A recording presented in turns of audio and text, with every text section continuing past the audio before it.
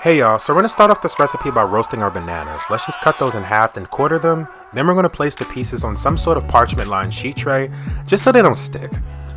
Next, we're going to go ahead and sprinkle the top of the bananas with some sugar. I'm using white sugar here, but if you want to use brown, go ahead. Also, I'm using some chopped pecans just because I really do love the texture of roasted pecans and bananas. Alright, we're going to let those roast. Now I'm going to go ahead and quarter my strawberries. It's really simple to quarter strawberries. Just cut the tops off, cut them in half, and then cut them in half again. There are quartered strawberries, about a half a cup here. Next, we're going to move on to our French toast mix.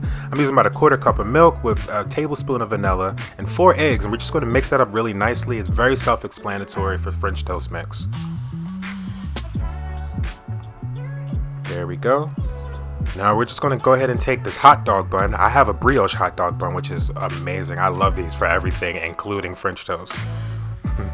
Let that soak for a minute. Now we're going to move over to our pan, our non-stick pan, and just get some unsalted butter nice and hot so we can add our French toast in there.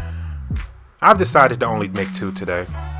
But these are basically going to be French toast hot dogs, and as you can see when you flip them over, they're still French toast. They are amazing, guys. And I got these brioche hot dog buns from Aldi's if anyone wants to know.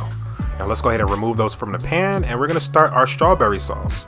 I guess you could say like strawberry syrup. I'm taking some strawberry jam here and just throwing that in a pan with some water and just kind of just letting that melt a bit and incorporate really nicely. Now we're going to go throw our half a cup of fresh strawberries in there and also let that mix up really nicely. I like to let it thicken up just a bit, syrupy consistency.